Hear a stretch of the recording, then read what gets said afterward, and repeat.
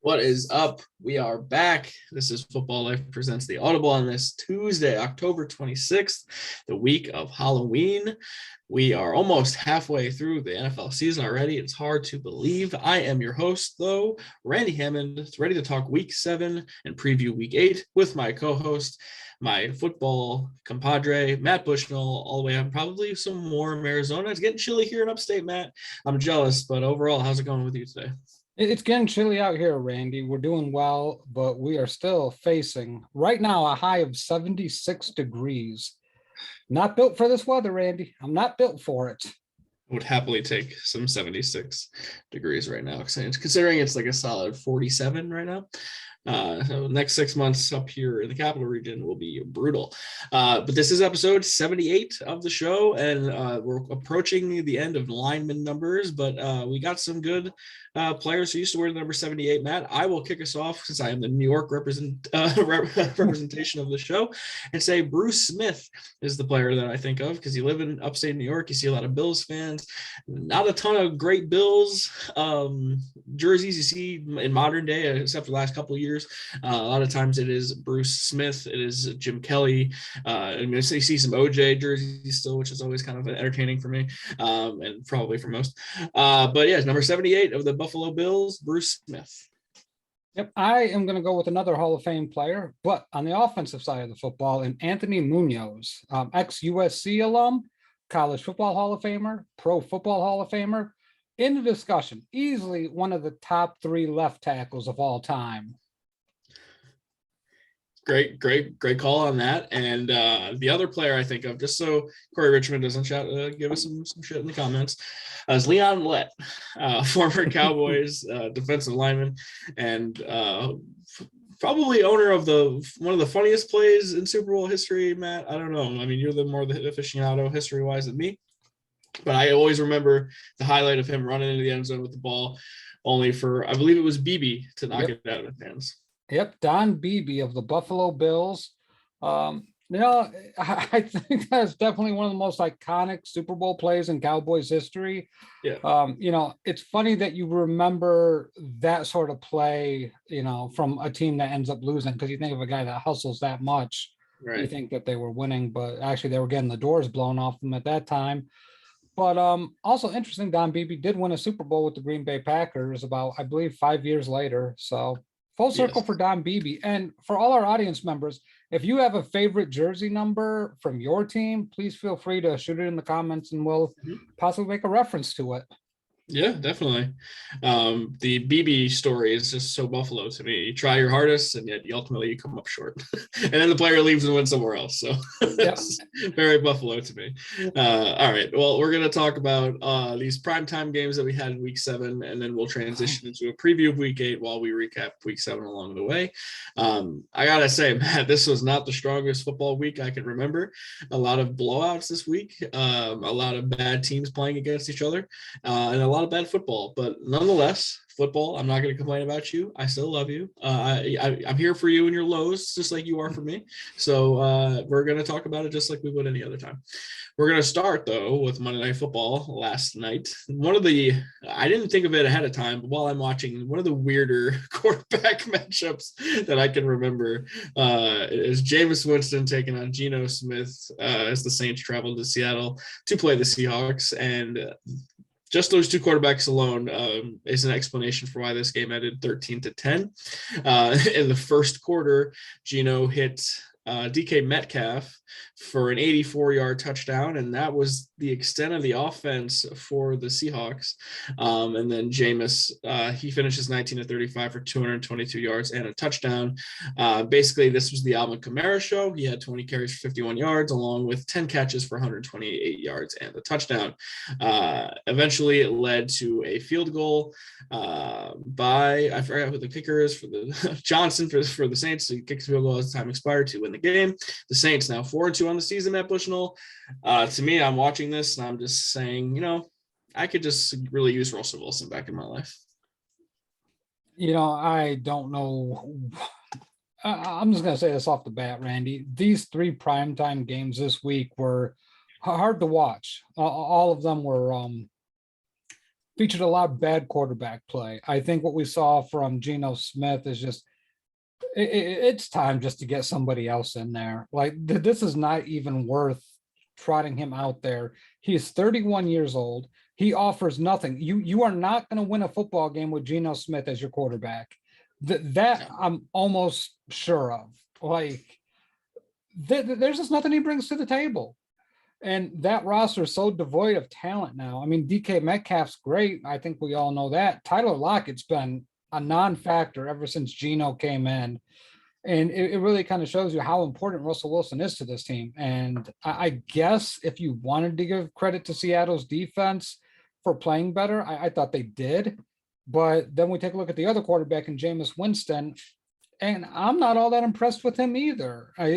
He had those 5 touchdowns week 1 against the Packers, which oddly enough was the Packers' only loss. Apparently Green Bay just can't win in Florida. If you want to beat the Green Bay Packers, just schedule that game to be taking place in Florida and you'll beat them.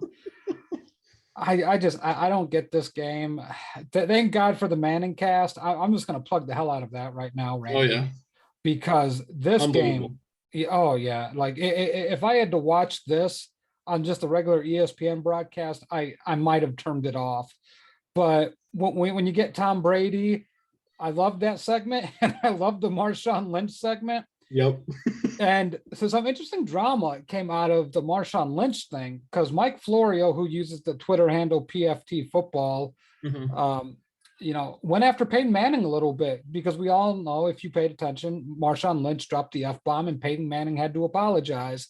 And Florio called him out for a phony apology. And man, did people go after Mike Florio and phony apologies. I mean, look, I will always vouch for that Manning cast. It is just fantastic television, especially if you love football as much as we do. They really get into the deep of it. And then you add Tom Brady to the mix, and you're looking at guys who have done things that so many people in this world that will never do. And the history between those 3 people, just watching it, honestly, was the coolest part of any broadcast I think I've watched all year. Despite how bad the game was, you got to see the back and forth, Brady ribbing Peyton for how much he owned him, and then Peyton and Eli giving it back to Brady for the Super Bowls. Like, that whole segment just put a big smile on my face. And maybe it's because I am a Giants fan who did reap the benefits of that. But overall, Eli is kind of on the nose here with all the comebacks. And I really do love him on the show. And him and Peyton have great chemistry, obviously. And I love the guests that they have and how well they all fit in together. So Monday Night Football, the Manning cast, when it's there, makes it so much better. And this game in particular, with Geno Smith, who ended Eli's consecutive start streak, by the way, makes the games just much more watchable and much more enjoyable. So I think we don't need to talk much more about that game. Thankfully, that is over with and past our lives.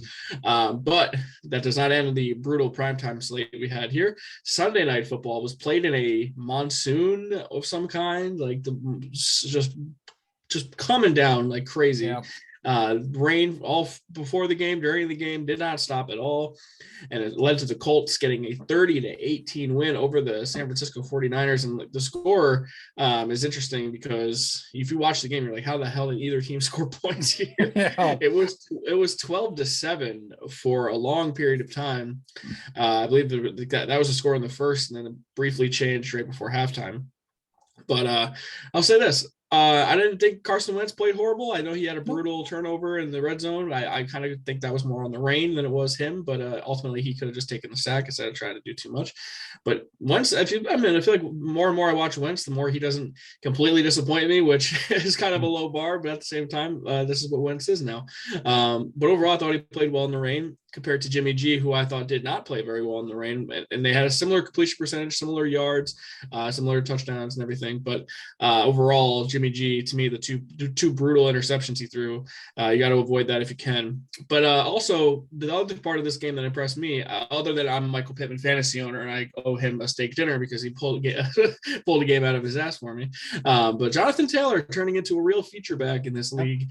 18 carries for 107 yards and a touchdown. He also has 3 3 catches as well. I don't know about you, and I don't want to make this comparison because every time someone's really patient in the backfield, oh, it's Le'Veon Bell. But he gives me Le'Veon Bell vibes when he's super patient, lets the blocks establish, looks for the holes and creases. Like, that is a real skill that not a ton of running backs have these days. So I'm really impressed by Jonathan Taylor, and overall the Colts now are 3-4 after that brutal start.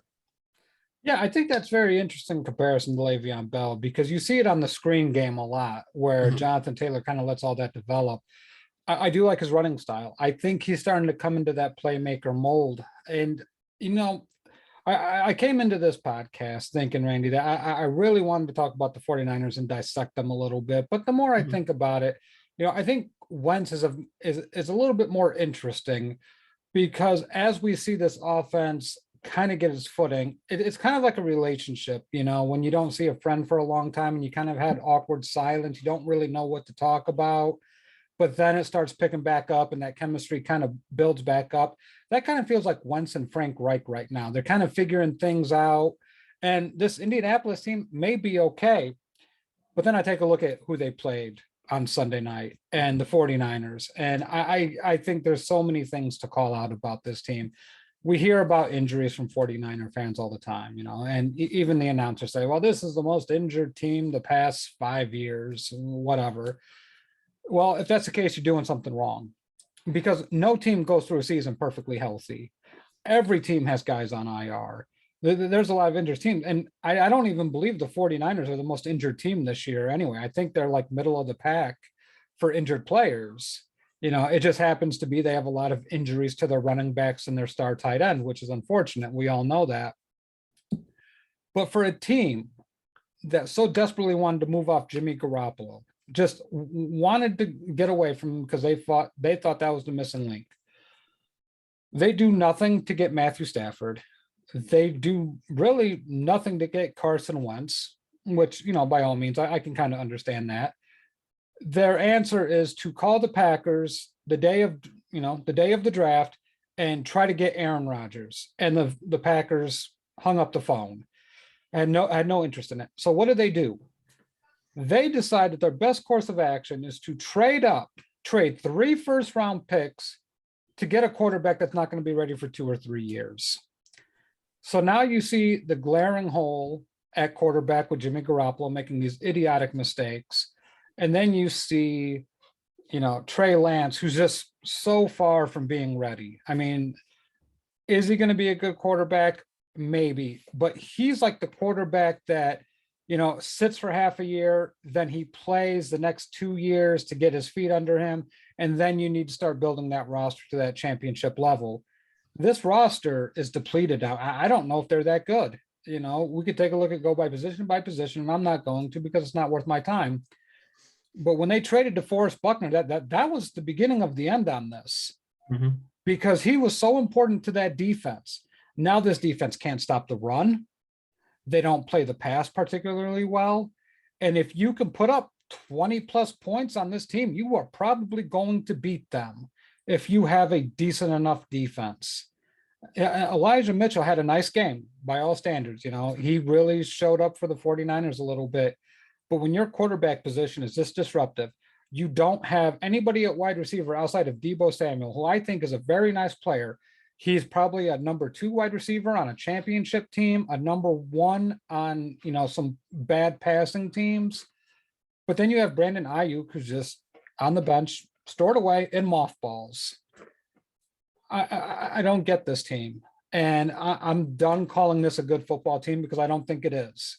You are what your record says you are. And you take away that Super Bowl year, what have they done? Under 500 every single year. Even if you throw in that 500 or that Super Bowl year, Kyle Shanahan is a below 500 head football coach in the NFL.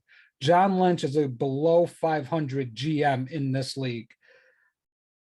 I like Kyle Shanahan, but now I'm not sure if you felt this, Randy, and if you felt this at all throughout the year, but this offense feels stale. There is nothing about this offense that you go into a game and you look at the game film, which I've done for the 49ers, it's the same stuff. and they want to run the football, but they don't make that commitment. They still let Jimmy Garoppolo throw in specific situations where it's just like, your bread and butter is running the football. Run the damn football. Forget about Jimmy G. But they don't. And, that falls on coaching. Yeah. Kyle Shanahan does have a losing record as a head coach, and it's alarming to see some of the other coaches of the past that have higher winning percentages than he does. And I understand the injuries, but I don't think any team has more injuries than the Baltimore Ravens do. And the Baltimore Ravens look as good as any team in the AFC time and time again. So the injuries, obviously, I think when I watched the Niners offense, they clearly want to establish the run, and that when they were at their peak, they did that with random guys like Raheem Mostert, Tevin Coleman, and they even signed Jerick McKinnon to a big contract, never turned into anything because he was hurt so much. Obviously, you come into the season with Mostert as your guy, he gets hurt. You draft Trey Sermon in the 3rd round. He's been banged up. Then Elijah Mitchell sort of establishes himself. He gets hurt as well. So those injuries hurt, but to me, the most important injury of them all is George Kittle. George Kittle is not there to help block. He's not there to be the dynamic pass-catching playmaker on offense. He's not there to be the leader of your offensive attack, because right now I know Deebo Samuel's having a nice year. Deebo Samuel, to me, is not a number 1 option on an offense, at least for a championship team. When they made it to the Super Bowl, George Kittle was as good of a football player as anyone. I'm pretty sure when we did our rankings, we had him in the top 5 of all football players in the entire sport. So this is the 2nd straight year George Kittle isn't there on the field for the Niners on a consistent basis. So that part definitely sucks. But if Kyle Shanahan and overall the GM, whose name is escaping me, John Lynch, if they work together and were as good as everyone says they were, this roster would be better and they would be able to grind out some of these wins. The Colts by no means are that great of a football team. And this is a rainy game at home.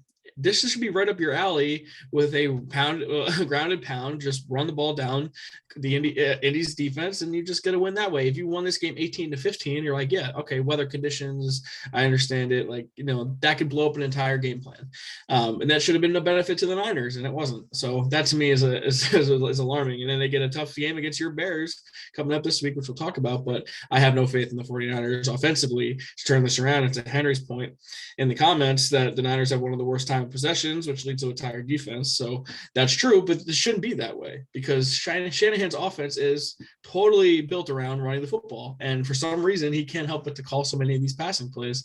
So I don't know if it's a talent issue, a commitment issue, a play calling issue. I don't know what exactly the problem is. But to me, you can't just say, oh, we had all these guys get hurt. The Ravens lost their 2 best running backs before the season even started. They have Devontae Freeman, Le'Veon Bell, and Latavius Murray, who they all picked up off waivers as their 3 running backs, and they're still great at running the football. And I know they have Lamar Jackson, which certainly helps, but that's the whole point of you drafting Trey Lance, was it not? Yeah. So what are we talking about here?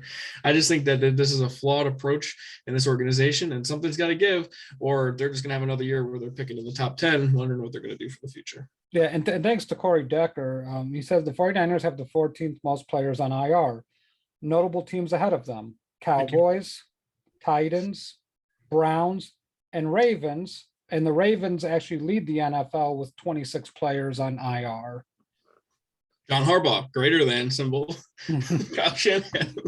Well, I think you can go back to the quarterback room on that. Lamar Jackson's better than what the Niners have, and at best, maybe Trey Lance turns into what Lamar Jackson is.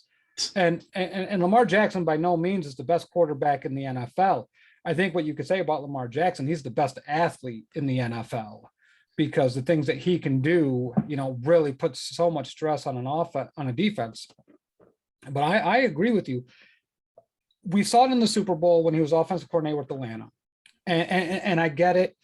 Sometimes down and distance dictates things, but sometimes it's just better making the other team use timeouts and getting that out of the way. You want to get rid of the clock.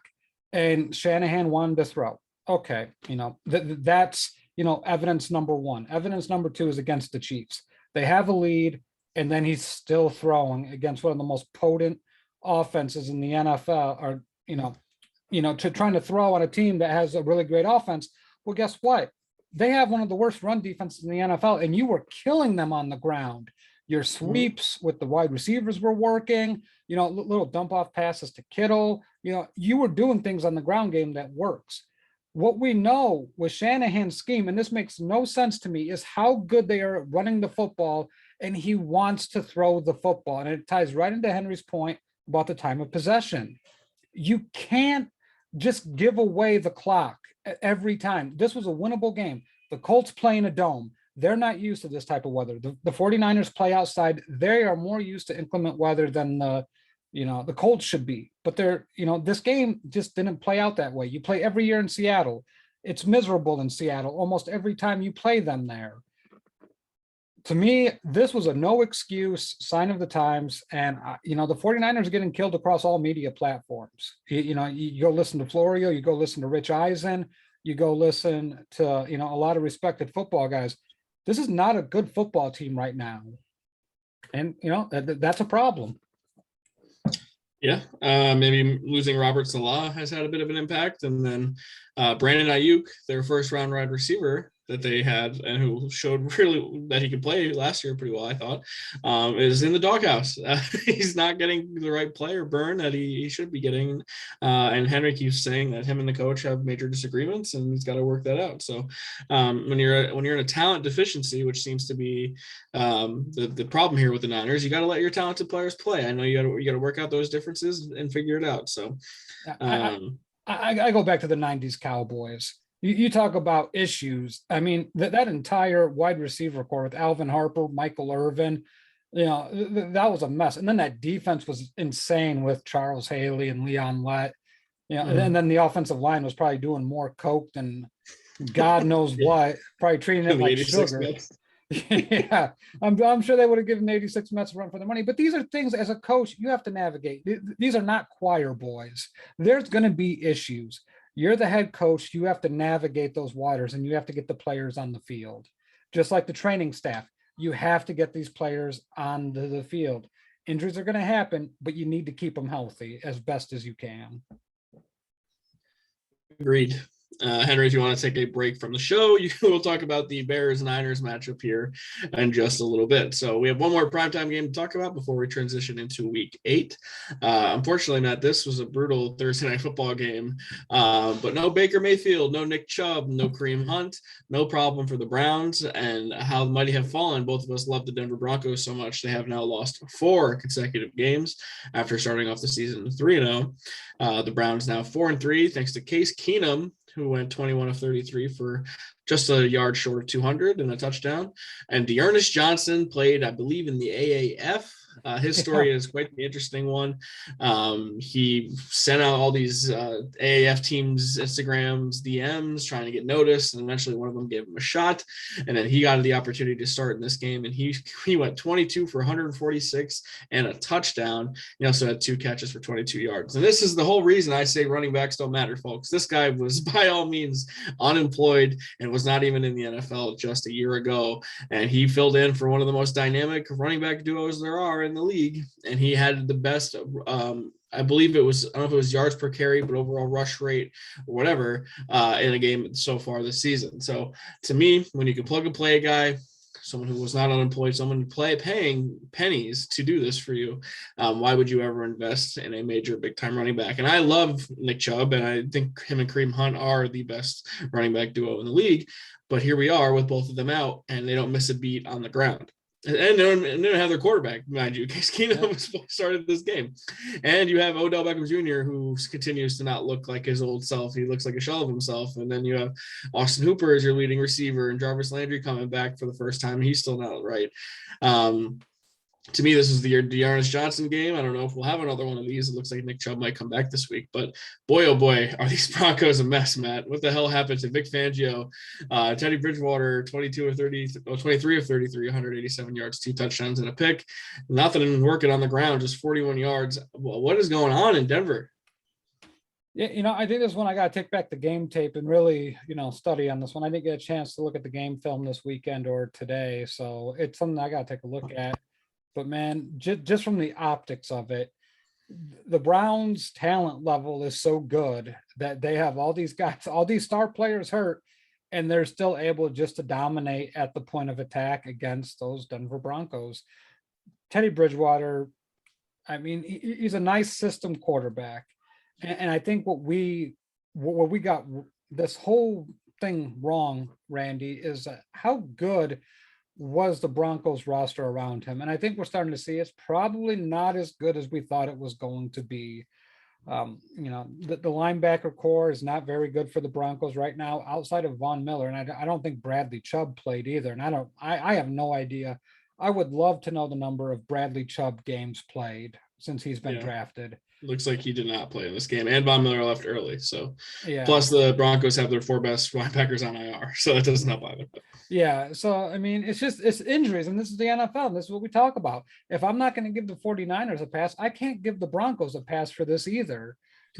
Your job is to build a roster to sustain these injuries, and every team's going through it. The Browns have been hit hard, and they're not making excuses. They're just trying to go out there and win football games. The Ravens not making excuses, just trying to go out there and win football games. The Broncos have to go out there and win football games. That's the end of that's it. That's it. Vic Fangio is not getting the job done. I imagine this is probably his last year in Denver. I don't see them bringing him back, and right or wrong or indifferent, you got to pay the price for something. So someone's head's going to roll with high expectations, and it's going to be his. Yep. And Pat Shermer will probably be gone with him because look, this is a game the Broncos should have won. I know you're in Cleveland, but the Browns are without their 3 best players on offense. And you still could not do anything. And your defense only held with 17 points. This game to me is on the offense. And I think they still have talent. I know they're missing Jerry Jeudy, but between Cortland Sutton, Noah Fant, Javonte Williams, Tim Patrick, Melvin Gordon, that should be enough to get the job done. And maybe Teddy Bridgewater isn't the guy. I know we talked about him being conservative, doesn't turn the ball over a ton, but maybe he's just not good enough to make it plays to win in this league anymore. And maybe he never was anyway, but maybe we just overestimated him. Maybe he can beat bad teams. And to me, Cleveland without Baker Mayfield should be a bad team. But, the defense is still good in Cleveland, regardless of how banged up they are offensively. And obviously Denver doesn't like Drew Lock that much, because I felt like this would have been an appropriate game to bring in Drew Lock, and they still kept Teddy out there. And Teddy's numbers in this game are kind of misguided, because at the end the Browns started throwing in their backups and Teddy let it drive down the field to score a touchdown. To me, his numbers were so much worse than the numbers actually show. So I don't know. Denver, it's getting late early for the Broncos here, 4 in a row down, and the Browns are staying competitive, but that's a tough division. I don't know what their season's going to end up with, but it looks like Baker practiced today, or is going to practice tomorrow. Yep, and Corey Decker bringing some good information. Thank you, Corey. We appreciate it. Bradley Chubb has played a total of 35 games since drafted. That's not. He was drafted in the Saquon year, the 2018 year. So. Yep, that's not good enough. Got to play more games than that. Yep, I agree. So. There's Thursday Night Football, and it's a pretty good transition, Matt, to our next segment and to our preview for Week 8, because boy, oh boy, do we have a great Thursday night matchup on our hands here, because in theory, it would have been an all-timer, but unfortunately, the world we live in might be preventing that on us. But hey, we still get Aaron Rodgers for the time being. It is the Green Bay Packers traveling to the Big Toaster in Arizona to play the only undefeated team left in the NFL, the Arizona Cardinals. And on paper, to me, I can't remember ever a Thursday night game better than this matchup right now. You have the 6-1 Packers, the 7-0 Arizona Cardinals. But here comes reality. Unfortunately, Devontae Adams, one of the 3 best wide receivers in the NFL, is put on the COVID-19 reserve list, so he's going to be out for this game. And then Alan Lazard also put on the COVID-19 reserve list. So I know Adams was listed as unlikely, when the test became positive, but they said there was a small chance. Has he been officially ruled out now? No, if you get 2 negative tests, you can return. So in theory, yeah, he could play. I'm just going to doubt that that's possible. So a lot of things have to go well for that to happen. But hey, yeah, for our sake, let's hope that happens. Not for Corey Decker's sake, but for a football fan's sake, you want Devontae Adams on the field. But nonetheless, you still get Aaron Rodgers against Kyler Murray. Yep. And the Packers coming off of a win over the Washington football team, where I don't think they were totally crazy impressive. I just think Rodgers did his thing. Devontae Adams looked amazing as always. And they get Bobby Tonyan back in the mix for once on National Tight Ends Day. So we like to see that. To me, that's more of an indictment on Washington and Taylor Heineke not looking like the guy more and more each week. On the flip side, Arizona goes down to the Houston Texans 5-0 and then proceeds to score 31 unanswered points to end the game. So anyone who had the Cardinals in Survivor had a rough first few minutes of that game, and then eventually were able to coast to advancing in eliminator pools. So Arizona undefeated still, and I always like talk about how I don't trust Cliff Kingsbury, and the offense is kind of gimmicky, but overall their offense is crazy deep with talent, especially now with Zach Ertz, who seemed to come right in and not miss a beat at all. He seems to fit in just as well as everyone else does. But what's impressive to me, Matt Bushnell, is the Cardinals defense. And JJ Watt is healthy and playing well. The linebackers look good. The secondary looks good. I did not expect that from Arizona. And that so far, their defense, if it's going to play this well, we might be talking about the Cardinals going higher than we even could have imagined. Yeah, and Chandler Jones is back too. So have fun with that, Green Bay, with your assortment of offensive linemen that are out.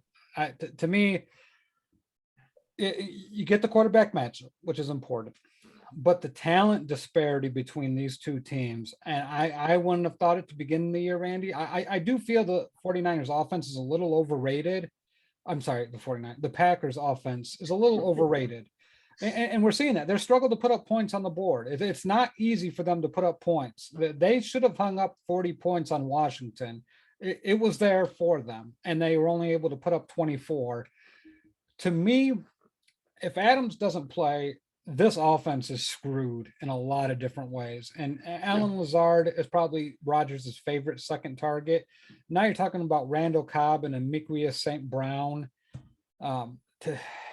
Tanya's going to have to get like a Travis Kelce type of game here. Like he's going to have to put up big numbers for Aaron Rodgers, and he hasn't done that all year. He's had a couple of nice plays and he's got some touchdowns here and there. I think he's got 2 on the year actually. So, excuse me. So now you start taking a look at this team and you're like, how are they going to move the ball on Arizona? We talked about Watt, we talked about Jones. But really, there's a lot of parts to this defense. Budda Baker's excellent. Like, you want to watch a very physical, versatile defensive back. Budda Baker's it.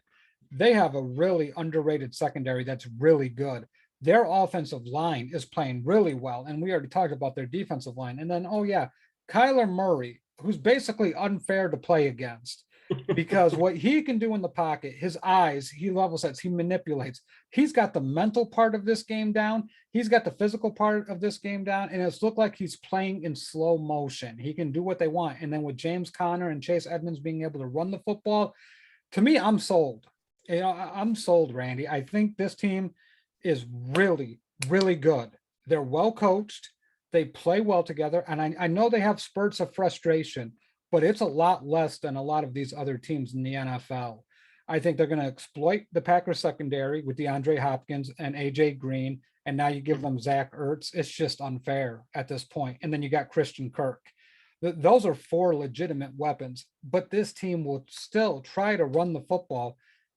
To me, the Packers, I saw it against Washington football team. Tyler Heineke just, he could have had a lot more completions. Terry McLaurin basically had to jump 10 feet in the air for every pass. Kyler Murray's not going to make those throws that bad. He's going to put them on the numbers. Give me the Cardinals 36 to Green Bay's 21. Okay. To me, and not even to mention that James Conner and Chase Edmonds are quite the 1-2 punch at running back too. And you don't think about them, but honestly, the Cardinals run the ball very well, and it's a credit to those 2 guys. And Kyler's rushing stats have plummeted because of it, and I think it's an effort to protect him too. So that has value in the long run. I for a long time I thought JJ Watt is pretty disingenuous, like sort of a fake tough guy in a way, but I think he really added an edge to the defense. I think that his failures and injuries the last few years really had motivated him to come back and show that he is a great football player. I mean, this is a guy who still won 3 Defensive Player of the Year awards, which is only something one other guy has ever done in the history of the sport, or 2 guys now. I believe Aaron Donald did it a 3rd time. But we can't really underestimate that. The career of JJ Watt is sort of one of legend, and he is going to be a Hall of Famer in the future. So I underestimated, I should say, the signing of JJ Watt. And Corey's saying that, the backup for Chandler Jones, Marcus Golden, who Dave Gettleman just let leave for no reason on the Giants. Thank you, Dave. Got 3 sacks last week against the Texans. So now Chandler Jones returns against the Packers. To me, Arizona can almost run a NASCAR package with all 3 of those guys and just wreak havoc on opposing offenses as long as the 3 of them can stay healthy. So I can't believe I'm going to agree with you that a Cliff Kingsbury coach team is well coached, but here we are. And they absolutely are. And that's why they're 7-0. I think they will remain undefeated, but I think Rodgers scares them a little bit. Devontae Anderson or Devontae Adams. Aaron Rodgers is still a bad man. That guy still very great to this day. So I like the Cardinals 31 to the Packers 27. And it's going to be Bill. I think it's still going to be a great game, Devontae Adams or not. And I have Aaron Jones in fantasy, so I'm hoping for a big day for that. Oh, apparently that's an inside joke from Leon. Thank you, Leon, for joining us. All right. I didn't want to say anything. So Sunday, which is Halloween. I love when football Sunday coincides with Halloween because I do not have children. I don't have to worry about trick-or-treating. I am just going to watch football all day. And this is going to be a great football day because they're going to be showing all of the fans walking into all these games in their stupid costumes, and I get to laugh at them. This is going to be so great. I love when this happens. It happens every so often, but it's truly a special day for it. All right, Matt. So the first game I have on my list here is a brutal game in the NFC South, and it's the Panthers, who now have lost 4 in a row. Similar to the Broncos, they got shellacked by my Giants 25-3 in a game where Sam Darnold got benched, and then Matt Rule continues to vouch for him and say that he is their starter going forward. Do not understand what's going on in Carolina at all. I can't believe that Christian McCaffrey, a running back, matters so much to a team, but here we are. And the Falcons, coming off of, I believe, 2 straight wins now. They beat the Dolphins after trying to blow the game to the Dolphins, mind you. The Falcons are sneakily 3-4 after starting absolutely terribly. So to me, I mean, the Panthers are just free falling, and they're in a horrible headspace right now. And unless they can make a change at quarterback, get healthier, do something, you get beat up by the Giants that bad. I just have no faith they'll do anything well in the immediate future afterwards. So give me the Falcons in the spot. I don't know. How do you feel? I've beaten the Sam Darnold drum to death. I'm almost tired of talking about him. I'll say the Falcons win. I did watch the condensed version of the Giants and Panthers game, and my God, Sam Darnold, awful. I mean, he lost that game for him, and I know we could talk about the Giants. I think the Giants did some things really well in that game, but Sam Darnold was awful, absolutely awful. You cannot play quarterback. That's Geno Smith level of awfulness. Mm-hmm. To me, I'm done with them. And that's why you hear rumors about 3 teams that are starting to push each other for Deshaun Watson: and Miami, Carolina, and Denver. Those 3 teams, coincidentally enough, all 3 of them have quarterback issues, and all 3 of them want Deshaun Watson. And I think Houston's going to get a nice package for Watson after all. I don't see how this team continues with Sam Darnold. We talk about the riskiness of picking up that 5th-year option. God, mm-hmm. That's awful now. This is... somehow you got to figure out salaries with Deshaun Watson and Sam Darnold. And I think why Rule is publicly backing him to increase that trade value, so maybe Houston takes him back. But this is the Falcons game. I like what I see in increments. They have to get Calvin Ridley the ball more. They have to find ways to get Calvin Ridley the ball, whether it's lining him up in the slot, whether it's putting him out wide, whether it's putting him in the backfield and having him, kind of scoot out for a little bubble pass or something. Calvin Ridley's got to be the focal point, and that will open up more things for Kyle Pitts. I think that eventually they'll see that and maybe move to that more type of offense. So go ahead and give me Atlanta 24 to the Panthers, 6. I'll give them 2 field goals. I just don't think this is very competitive. Yeah, the Darnold thing, and I've been pretty indifferent, but overall, I don't know how anyone could be impressed by the guy at all. He showed development a little bit in the first 3 games, but then once McCaffrey went down, it was all downhill from there. He really has not looked good. I mean, in the Giants game, he played one of the worst games I've ever seen at quarterback. And I was happy they benched him, because if you didn't bench him, you were just admitting that you're not paying attention, because he was not doing anything to help you win that game. And anything, he was hurting you every single snap. So good for the Panthers there, but to just stick him right back out there and just say he's your guy, that's alarming to me. the Falcons side of things, on top of Calvin Ridley finally finding the end zone, which I agree with you, he's a special player. He's got to get the ball more. Kyle Pitts is a freaking stud, man. He's got great hands. He made a great catch on the sideline on that final drive for the Falcons, where he just stuck his hand out. It reminded me of T.O. So they had one of the years of T.O. was on the video game cover and stuck his hand out as a one-hander. It kind of looked like that. He's an absolute stud, and this is why he was picked fourth overall. I still think it was a brutal mishandling of resources picking a tight end fourth overall, but he is extremely talented and becoming one of Matt Ryan's favorite targets. I like the Falcons at home here against the Panthers. I'm not picking Sam Darnold ever again in my life. Give me Atlanta 24 to the Panthers 9. I'll give them 3 field goals. That's very kind of you. Very nice person. All right. Now an AFC East matchup, in the Buffalo Bills coming off of a bye week after losing to the Tennessee Titans on Monday Night Football a week ago. Get a gift in the Miami Dolphins coming to town. And I got to say, the Miami Dolphins are, I don't know if they're the most disappointing team in the league this year. I don't think I would put them in that category, but they're a freaking mess. They started off 1-4, and then they get a gift from the NFL gods, right? It's like, all right, here's Jacksonville and here's Atlanta.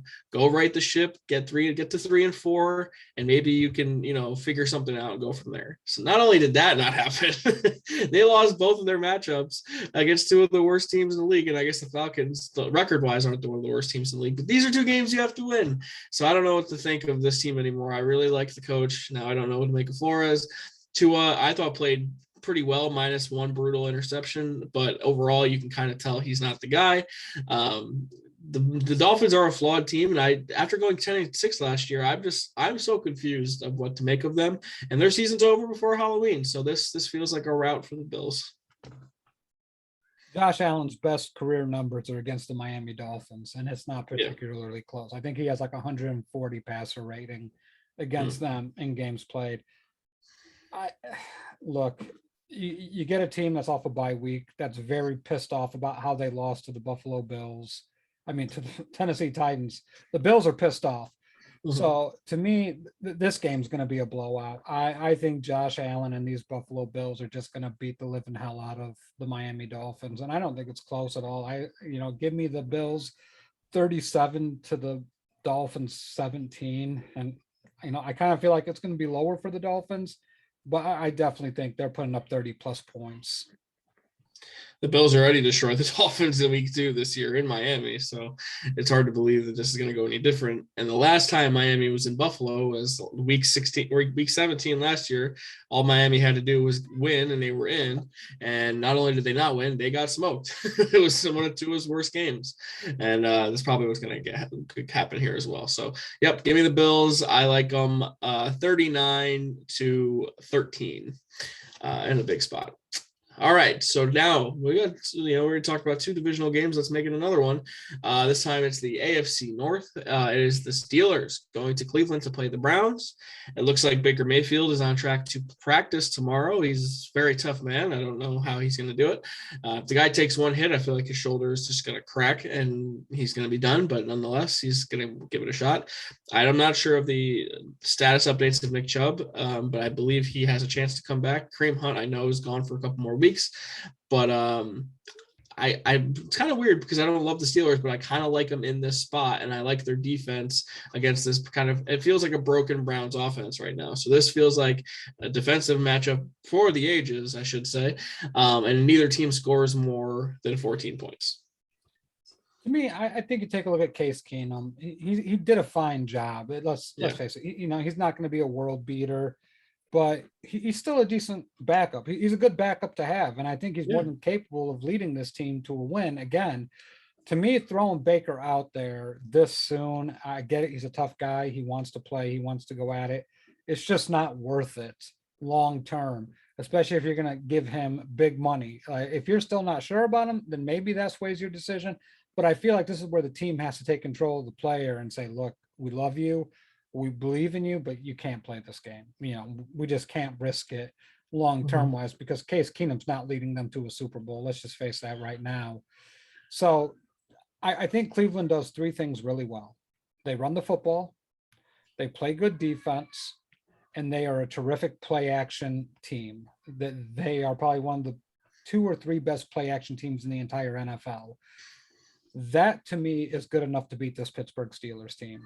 Ben Roethlisberger kind of looks like he's all right, kind of knocking off some of the rust. Maybe he's not, a corpse back there, but still, you could tell the end is near for that guy. To me, this feels like a Browns win. I think the Browns are going to start stacking some wins here and get back in that AFC North title conversation. So go ahead and give me the Browns, Randy. I'm going to take it. I agree with you. I think it's going to be a slugfest. I think it's going to be ugly. It's not going to be that high scoring game it was in the playoffs last year. Give me 20-18 Browns. All right. I just, even if it is Case Keenum, and who I agree is a very serviceable backup, and is the guy who threw the ball in the Minneapolis Miracle, by the way, I don't think people remember that. He was very good for the Vikings that year. So, anyway, I like the Steelers here because I love their defense. And I think even if Baker plays and he's not 100%, I think he could make a few more mistakes than he's used to making. Not to say he's not prone to that anyway, but I just think even if you're ending up with Case Keenum in this game, the talent of the Browns offense, I'm an Odell guy, but he doesn't look like he's an effective football player anymore. Maybe the injuries caught up to him. He doesn't feel like he has the same explosiveness. His hands aren't as reliable as they once were. He's had brutal drops on 4th down each of the last 2 weeks. Maybe Jarvis Landry coming back helps this whole offense, but for the most part, I'll trust the Browns more when they have that running back duo back. So I like the Steelers in this spot, and I like them 13-12. And you know what? Sometimes you see these like defensive games that are like, oh, this is just bad offense. I think like legit is going to be a great defensive performance on both sides. I do think the offenses are a little bit brutal, especially the Steelers, but I do think these defenses are both really good, and it's going to be a hell of a game on that side of the ball. All right, transition now to look, we might be talking history here, Matt Bushnell, because one team is winless and they're itching for a win. They've had brutal losses. They've had down to the wire, and our friend Leon, but hoping and praying for a Lions victory. And this could be the week to get it, because now you get the Philadelphia Eagles, who do not look good at all. Just got smoked by the Raiders. They lost 33-22, and the game was not as close as that even. I mean, they were losing 30-7 in the 4th quarter of that game. And look, the Lions, I think, pulled out all the stops against the Rams. They had 3 fake punts. They had trick plays out the wazoo. They really tried. I think they really tried for Jared Goff to beat the Rams. They came up short. Goff had a chance to throw a touchdown pass that would have tied the game. It was intercepted in the end zone by by Jalen Ramsey, and that was all she wrote for the Lions. Now, I kind of feel like that was it for them. Like, this is this best you're going to get. But at the same time, the Rams are good, man. I don't think that we can really judge every team against the Rams. The Eagles, on the other hand, I think the Eagles are more talented, and I think that they're better overall. But if the Lions were going to get a win at home against kind of a wounded animal team, this might be it. And, Jared Goff feels like a upgraded version of Sam Darnold to me. And just picking him, like, my theory is simple on stuff like this. If I'm unsure, I want to take the team with the best, most impactful player on the field. And I don't know, if that's going to be Cox or maybe Brandon Graham for the Eagles defensively, Darius Slay maybe against his old team. Dan Campbell is kind of like an X factor at the coaching position. I think Dan Campbell is a really good motivator. I think the Eagles play hard. It's kind of what I thought this Lions team was going to be versus, I can't remember the Eagles coach's name. Nick Sirianni. Boy. Who feels one and done to me. He gives me very much one and done coach vibes. Yeah. Man, you're asking me to pick Jared Goff. And I saw this game and I thought about it. I'm trying to talk my way into this, and I can't. I can't talk my way into the Lions and Jared Goff, because at the end of the day, people can say, "Oh, Dan Campbell. Oh, well, this guy, DeAndre Swift, or this guy." Jared Goff had issues winning football games with the Rams. Let that sink in for a minute. He had issues winning football games with the Rams. You put him with a team that's completely void of talent. And they got a couple of guys that are nice, but really this roster is not good. Like, it's really tear down, build back from the top. I could see this being a winless team. I think they get a win or two, but to me, this is an Eagles game to win. I think Jalen Hurts has a big game. I think Hurts goes over 400 yards total offense. I don't know how he does it, if it's 200 on the ground or however he does it, but Hurts with 400 total yards, 4 touchdowns total. Eagles win 31-24. That sounds great for 3 of my fantasy teams there, Matty Bush, because Jalen Hurts continues to have great fantasy success despite not being a great actual fantasy quarterback. Somehow in that Raiders game, he ended up with 29 fantasy points for me. I have no idea how that happened, but still, I'll take it. So yeah, I do think Jalen Hurts is due for like a breakout game here, and I think the Lions are the perfect team to do it for them. I just don't know what to make of Nick Sirianni and the Eagles offense as a whole unit, because he drafts Devontae Smith. He shows flashes every now and again, but he doesn't have the consistent play that, another receiver who we're going to talk about in a minute has. Jalen Reagor has the case of the drops every single week. Goddard came back. He played okay. He clearly is the guy that Hurts looks for. You need that safety blanket and tight end. So I think that's going to be fine. They don't run the ball well with their running backs, I noticed. Kenneth Gainwell makes some plays here and there, but overall he's a backup. But then Miles Sanders is supposed to be the guy, but he doesn't get consistent carries. And to me, Hurts gets all these yards because he's scrambling a lot of the time looking to throw and no one's open. So he has to take off on his own. You know what? I wanted to predict the Lions to win this game, but I can't. It's just like their destiny to lose every game in such heartbreaking fashion. And I feel like that's what's going to happen here too. So I like Eagles 27 to the Lions 24. And I bet it's probably another last second field goal. There's no other way that it could happen for the Lions. Yeah. Like I try to find reasons why, but I mean, Jared Goff is so bad at the quarterback position. I mean, obviously he's an upgrade over Sam Darnold, but we're still looking at a very bad quarterback. Mm-hmm. And this Lions team isn't good enough to compete with the elite teams or even the good teams or even the average teams. The only way Lions get a win is if they play a bad team, and the Eagles are a bad team, but they have an extremely dynamic player at the quarterback position. They sure do. And DeAndre Swift on the Lions side is the gift that keeps on giving for fantasy for me as well, because Jared Goff stinks and he loves to check down to his running backs, and Swift has great hands. So I love me some DeAndre Swift. All right, we're going to move on now to another divisional matchup, and this time it's the AFC South with the Tennessee Titans coming off of massive wins over the Buffalo Bills, and they nearly shut out the Kansas City Chiefs, which feels even hard to say out loud. But hey, that's what happened. So the Titans beat the Chiefs 27-3, was it, or was it bigger than that? I don't even remember, but they held the Chiefs to just 3 points, and Patrick Mahomes by far the lowest amount in Kansas City in the Mahomes era. So the Titans, as much as we did not love them coming into the season, we didn't love their defense, we didn't love how the offense was constructed with Derrick Henry leading the way here. Hey, they're frisky. They're showing that we can beat any single team we play in the AFC at any given week. And if we're hurt at all at any position, we can lose to the Jets. So the outcomes for the Titans have no bounds. They could go low or as high as high. And now the Colts, who probably should have won their last 3, they really blew that game against the Ravens. Now have 2 straight wins, one over the Texans, and now the 49ers. They're right back in the mix as well at 3-4. This is going to be a much better game this time around than it was back in week 4. And I'm excited. I can't believe it, but I'm actually pretty excited to watch this game, because this is going to kind of show me what the rest of this division is going to look like, whether the Titans run away with it or the Colts are here to stay and it's going to come down to the wire.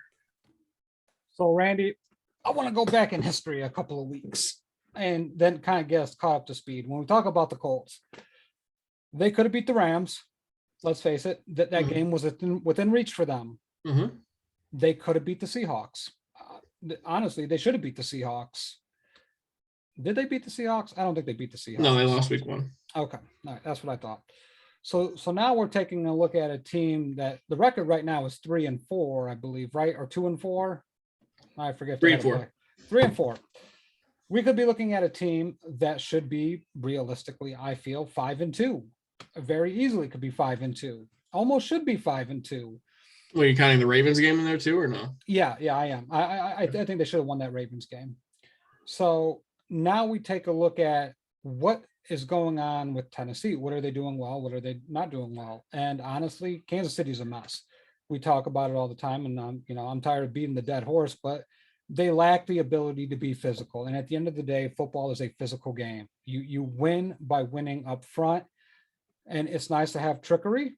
But what you see from Tennessee is like, we're going to run Derrick Henry at you, and we're going to keep on running Derrick Henry at you. And then when you feel like you're about to throw up, we're going to throw a play action at you with A.J. Brown, and he's going to score a touchdown. And then we're just going to start beating the living piss out of you. And, Tennessee's offense is like, no, we're just going to stay on the field. We have the best back in football. We're just going to keep on running. Then boom, big play, touchdown. Against the Colts defense that is starting to look better. They're starting to get their feet under them. They're starting to look good. Mm-hmm. But at the end of the day, I stand firm on Carson Wentz. And with this kind of game, I feel like I have to go with the best player on the field, and that's Derrick Henry. Derrick Henry is going to be the best player in this game. He's going to get his. I think Tennessee is going to vault itself into that Super Bowl conversation. Maybe Mike Vrabel is willing to put his man thing on the line again. Maybe he'll be willing to slice it off if they don't go to the Super Bowl this year. So go ahead. I'm going to pick the Titans. I hate going favorites, but I do believe Tennessee's favored here. So give me Tennessee 27 to the Colts 26. It's going to be a close one. It's hard to criticize the Titans after a dominating performance over the Chiefs, but I'm going to criticize one thing in particular. They scored 5 straight on their first 5 possessions of that game, and the Chiefs did not score a touchdown. Do you want to know how many carries Derrick Henry ended with in that game? What was it, 17 or 18? No, it was 29. Oh, 29. Oh, geez, I was way off. That is too many carries for your running back when you're winning 27-3. You got to feed the beast. Put the backup in. Come on, you're going to run this guy to the ground. He's too important to your team to keep giving him this much volume. And he only had 88 yards on that many carries anyway. Like, sometimes you got to give your guy, and he already threw a touchdown pass. Like, he already made his impact. Like, it's okay to give him the fourth quarter. Sometimes Michael took the fourth quarter. Sometimes Kobe took the fourth quarter. Hey, sometimes it's all right for LeBron to sit out. Sometimes you're winning by enough where you can do that. And I can't believe I just compared Derrick Henry to those 3 guys. But nonetheless, when you're this important to a team, you need to protect your players for the future. And I'm kind of annoyed that they did this to Derrick Henry, because if he gets hurt or he's run down or at some point, they're going to look back at this game like, maybe we should have gave him 10 less carries, so he's not worked and run into the ground. That's my only criticism of the Titans right now. I mean, it's Derrick Henry. He's like Superman. He'll be fine, I hope. Oh, look, I mean, he's a beast. He's 260, runs a 4.3. He's ridiculous. He's an alien. He almost doesn't feel real. But you know what? I kind of like this Colts team more than I thought I would. And maybe T.Y. Hilton coming back energized the offense a little bit. And Jonathan Taylor coming into his own. And my guy, Michael Pittman, who has been a bit on this show for other reasons, has made plays. I feel like he's got great hands and a nice little connection there with Carson Wentz. I'm going to go home team here. Give me the Colts to make this division interesting. I like the Colts 28-27, and just a great matchup there in Indianapolis. You what did you call them? The smelliest city in America? Oh yeah. My Indy story. God, I'm not sure how many people have been to Indianapolis here, but let me tell you about this. They literally have steam coming up from the sewers at night. Now, it's been a while since I've been there, roughly about 6.5 years now. But when that steam comes up from those sewers, it smells like straight up doo-doo. It is the smelliest city I've ever been to. The place that Peyton built. Maybe that's why his face always looked like that. Maybe that's why Eli's face always looked like that too. We got answers now. The Manning stink face. That's right. All right. Well, New York City doesn't exactly smell like roses either, so that explains a lot too. All right, moving on now to my Survivor pick of the week. It is the Cincinnati Bengals traveling to MetLife Stadium to play the New York Jets. Now, we have a lot to talk about when it comes to the Bengals, because just something that if you told me in the preseason that would happen, I would tell you that you're nuts. But heading into week 8, the top seed in the AFC playoff picture is The Cincinnati Bengals. What a time to be alive. What a world that we live in here. Joe Burrow to Jamar Chase all of a sudden is the new Peyton Manning to Marvin Harrison. It is an unbelievable connection. And when we did our draft show, we buried them for picking a wide receiver over Penei Sewell. And hey, for now, hand up. It looks like we were wrong on that one. It looks like it's working out well because he goes 8 for 202 and a touchdown on the Ravens. And he is the front runner running away for Offensive Rookie of the Year. And I don't think there's a close second. Jamar Chase has made an immediate impact on the Bengals. And they're for real. Their defense is frisky. I can't believe Zach Taylor actually looks like a good head coach. I really like the Bengals. They're fun to watch. And now they get to go and they get a gift in the Jets, who might be starting Joe Flacco at quarterback because Zach Wilson got hurt against the Patriots. The Jets go into New England last week and they lose 54-13. I think Bill Belichick just looks at the Jets and just goes, I'm just going to destroy them as much as I can. I don't care what happens. Like, Bill Belichick hates the Jets more than any other team in the league. He has to, because he showed no mercy, was still throwing the ball late in the fourth quarter in that game. But the Jets, especially without Wilson, who looks like he'll miss some time, are a mess. So the Bengals, I feel like are going to win big here and be 6-2. What the hell? What's going on here? You know, I always like quarterbacks. I think they're a fascinating creature. And when you listen to the Manning cast, I want to circle back to this because Tom Brady said something funny about defenses. Basically, we called every defensive player stupid, and they're like, they chase cars like dogs. So, you know, I have a feeling, you know, defensive players are going to be a little bit more on edge this week, you know, a little bit angrier, if you will. We may see a little more roughing the passer calls this week, if you will. Ooh. So with that being said, I think, you know, in 4 or 5 years, Joe Burrow will be the second best quarterback in the NFL, right behind Tom Brady, you know. Oof. So yeah, it's not a bad place to be, you know, 50-year-old Tom, you know, hey, who are we to judge at this point? We'll throw a 700th touchdown at that point in time. Oh, they'll be 800 probably. But no, I think Joe Burrow has all the makings to be in the conversation of the best quarterback in the NFL. And I doubted him the year that he came in. I'm just kind of like, you know, 1 year, I want to see more college tape. But Joe Burrow is just fantastic. And then you give him that. It's kind of sickening when you have a wide receiver and a quarterback that have that deep level of connection. We're talking Manning and Harrison, Young and Rice, Montana and Rice. You know, Aikman and Irvin were really good. They don't have the numbers to back it up, but it really wasn't a passing offense, you know, that go around. But you kind of see even Brady and Gronk to a certain extent, who have a fascinating connection. That's Burrow and Jamar Chase right now. They are on a different level. They know what each other's thinking. They know when the blitz is coming. Jamar Chase is just so damn fast. Even if you double cover the kid, he's still blowing the top off the coverage. And Joe Burrow's arm strength is second to none in the NFL, I would have to think. I know there's guys with strong arms like Justin Herbert, Josh Allen. He's up there with them. And to me, the Jets are a mess. You know, when you can't put points up on the board, Zach Wilson's hurt. You're going to start Ben White, I think's his name. Mike White. Mike White, you know, whatever White, a white here, a white there, a white everywhere. And then we'd look at, you know, Joe Flacco just got traded to them. I mean, is he going to be ready for this game? I have no idea. Even if the Bengals played their worst game, they're going to beat the Jets. The Bengals could play the sloppiest game of their year, and they're still going to beat the Jets.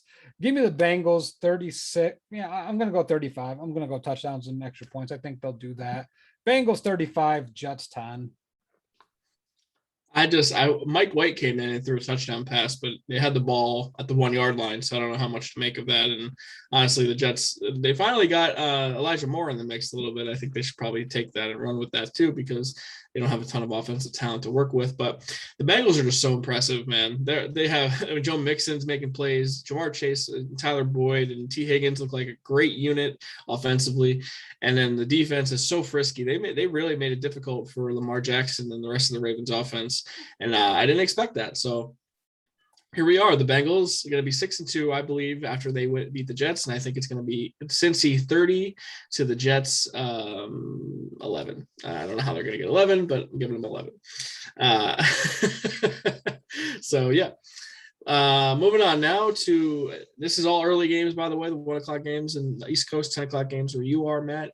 We have 2 more to go, and we're going to go now to this game. We don't have to spend a ton of time on this, but here we are. It's the Rams traveling to Houston to play the Texans. And the Rams coming off of a nice win, I guess. Not really nice, but they handled their business over the Lions. And then the Texans, the fact that they even had a lead against the Cardinals, I would consider that a victory. But they've lost now 6 straight after winning opening weekend. And this just has Cooper Kupp 200 yards written all over it. Yeah, I mean, I think they pressed a little bit against Detroit, the Rams, that is. It really felt like they were trying too hard to put up 7,000 points on the Lions, and it really showed. I think they take a deep breath, they get past that, and they smoke the Texans. It's 44-3. Yeah, honestly, that sounds right. I have Robert Woods in a ton of fantasy leagues, and just watching Cooper Kupp just take all of these plays instead of him is just painful. But nonetheless, the Matt Stafford Cooper Kupp connection was a great one from week 1 on. I mean, they really headed off.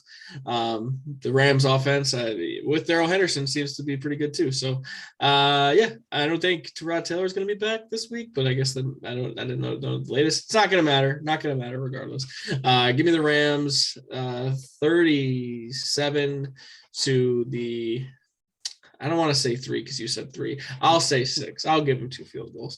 So that's actually 6.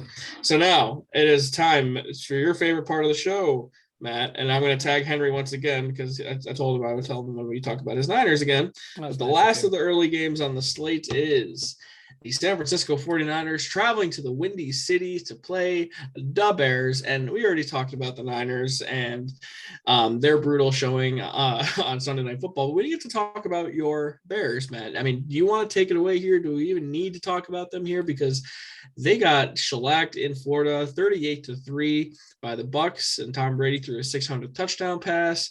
And it was a lot to forget if you're Justin Fields.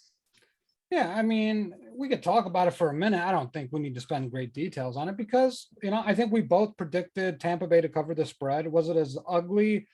It was uglier than we both thought it was going to be. I felt like, I think we both had Tampa in the 30s, which nailed that pretty well. Mm-hmm. We both had Tampa covering the spread. We nailed that pretty well. I mean, I saw it coming. The part I didn't see coming and the stupidity of it all is, I just go back to Matt Nagy. So their fourth string right tackle gets COVID, tests positive for COVID during the day. So what happens? They don't tell Justin Fields until the start of the game. Like, hey, Justin, your right tackle's out. Don't you think that's something you want to tell your quarterback? I don't know, maybe, in the morning, maybe? Like, hey, your right tackle, your fourth string right tackle, because, we've gone through 3 other ones right now. He's not going to play. So their 5th string right tackle, they decide, hey, you know what? We are going to put you one-on-one with Shaq Barrett.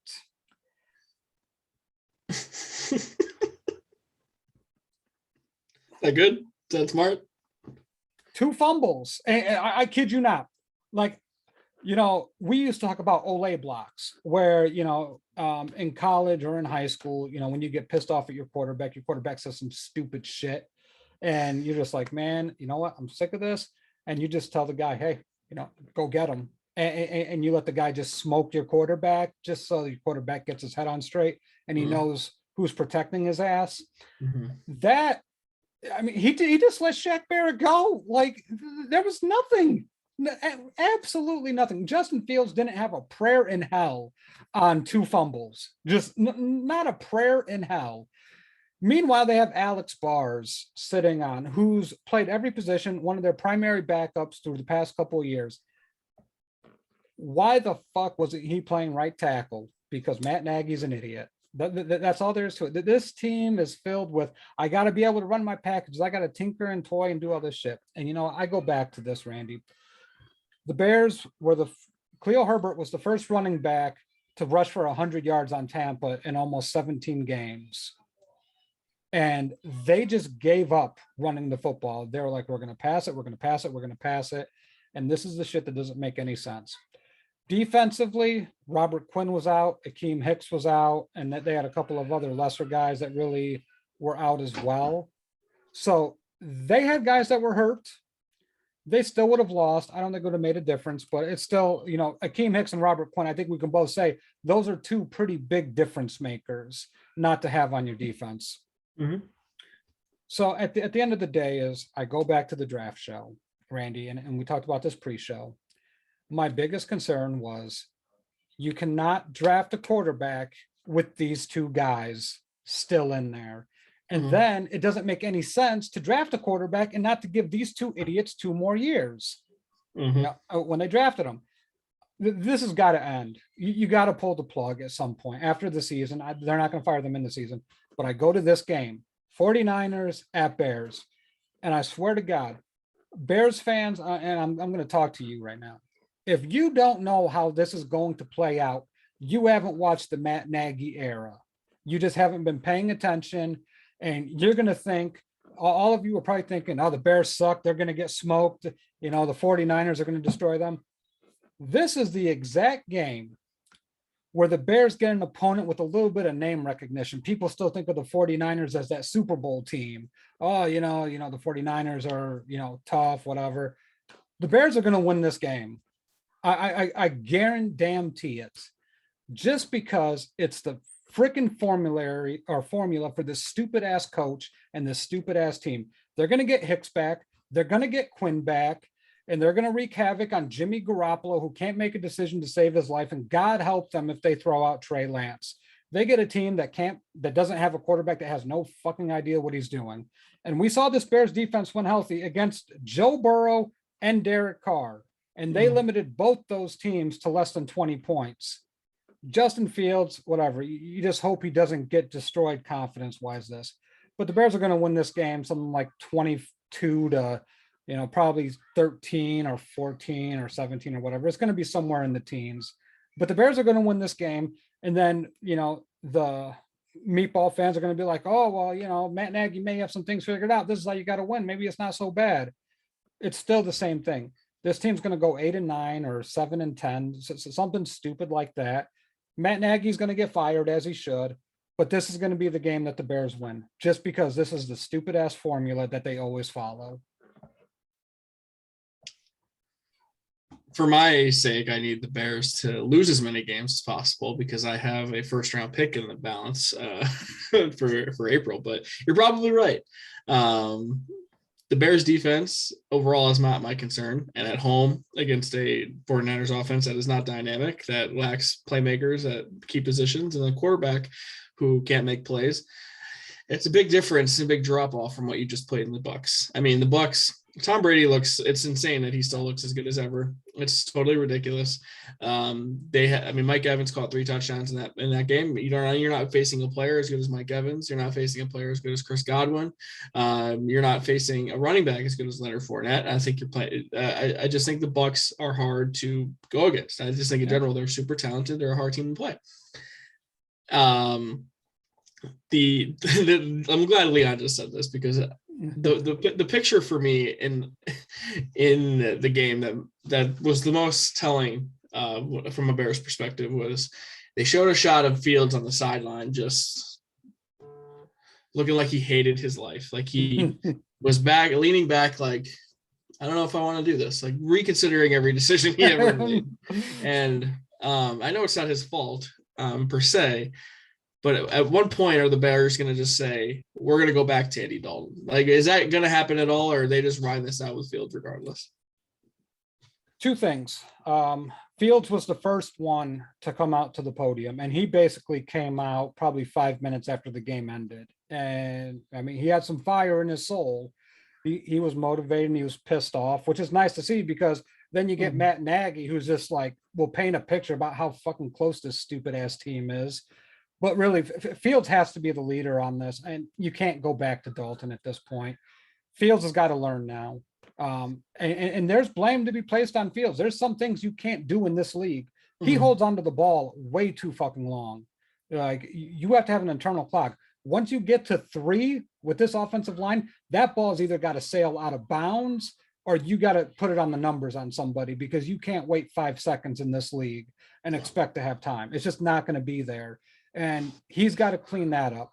the game is moving too fast for him. It's moving so fast, and the one thing that surprises me about it, everyone talks about, Justin Fields as the athlete. The one thing I've noticed, Randy, the most surprising thing is Justin Fields is mobile, but he's not a running quarterback. If you ever noticed it, he doesn't feel like he has a feel for running. Like he can escape, he has escapability, and that's going to be added to him. But he looks more like a pocket passer than he does a running quarterback. Mm-hmm. I agree with you. And the other thing that he's going to have to fix, and this is one of my concerns in the draft process, was his throwing motion. It is not quick. It takes a while to wind up. And I think one of the issues, especially with one of the fumbles, was he had a guy right on him. I believe it was Barrett on one of his sacks. And he was still trying to throw the ball, but he has to wind up so long, and it takes him so long to throw it that he's got to shorten that release. It's got to get quicker, and maybe a part of the whole internal clock thing. But overall, that whole process in the pocket has to move faster than it is right now. Yeah, I go back to the right tackle. I mean, he didn't have a prayer in hell, and that offensive line's bad. And I think, and it's a good point. I'm glad you brought that up, because that's something we talked about. What happens when you're under duress? What happens when you're not protected? You go back to old habits, right? Because we saw the first couple of weeks, man, his mechanics were tight and compact. But once you start feeling things and instinct takes back in. And I think someone said that you have to do something like 2,000 times or for 2,000 hours to fully erase it and for it to become a habit. Like he's going to have to spend hours and hours and hours and hours on that throwing motion to get that old throwing motion out of his head. And I think that's what happened with Rodgers, and we don't give enough credit to Mike McCarthy in that regard. He sat him for 3 years, and all they did was work on his throwing mechanics. They're like, you cannot throw like Jeff Tedford taught you. You have to throw like this in the NFL. And we all know Aaron Rodgers has one of the best releases in the NFL. So that's a good point. Ever. Yeah. Rodgers has the GOAT release. I mean, his snap of his wrist and overall arm is unlike anyone else. So Emmanuel said 10,000 hours. So yeah. Just an observation. I think something that Fields is going to have to work on. Yep. Especially if he is more of a pocket guy. But I do like the Bears in this spot as well. I'm with you on that. Did you give an official score? I'll go 22-17. I'll say Bears win 17-16 in a defensive game, because I do like the Niners defense, and I don't know if the Bears offense is dynamic enough to really give them any problems. So we'll see. I mean, they're going to run the football. We saw what they did against Tampa, against the first-ranked rush defense, and they put up over 100 yards rushing on them. So it's going to be a windy and cold day, rainy in northern states too across the country this weekend. So maybe the Bears will benefit from that as well. Hopefully. All right, time for the late games on the schedule for Sunday on the Halloween. Maybe you're you're some pumpkin beers in. Maybe you got some Oktoberfest is flowing. That's probably my plan. But now these games get some more interesting games, I think, here, at least two of them. And we're going to start with one of them, and it's the Patriots traveling to Los Angeles to play at SoFi against the Chargers. The Chargers coming off of a bye week after their loss to the Baltimore Ravens, and the Patriots coming off of a dominant game over the Jets. So the Patriots 3-4. The Chargers, I believe, 4-2. So I believe this game happened last year even, and the Patriots routed them. And I think it was like a 55-0 game. Maybe that was 2 years ago. I'm not 100% sure when that was, but that's one of the games that's in my mind. I like the Chargers off of a bye. I think Brandon Staley's going to have his team ready to come out and be prepared. I think Bill's team will be ready to be prepared as well. I just think Justin Herbert, best player on the field. I think ultimately he will show why he is much more of a guy who's going to be considered a top 5 quarterback in the future than Mac Jones is. And I like the Chargers. I just think the Patriots are a flawed team, and they're not playing the Jets anymore. So this is the situation that you're in. The Patriots on the road, also a much worse team than they are, comparatively speaking, to when they're at Gillette Stadium. So just at the surface, I like the Chargers. This is a spot, Matt. What do you think? It is a different class of competition versus the Jets. I mean, to me, when you play the Jets, you kind of have to ball that game film up and just throw it in the trash, because it's kind of like the Lions and the Jaguars. I think if you play poorly against a team like the Lions or the Jaguars or the Jets, and the Giants may be a little different. I may take the Giants out of there, but against those teams, you kind of got to throw the game film away. To me, the Chargers are a totally different animal, way better quarterback. Like, this is like, you're going from White to Justin Herbert, which is Yeah. An insult to even mention those two in the same name for Justin Herbert.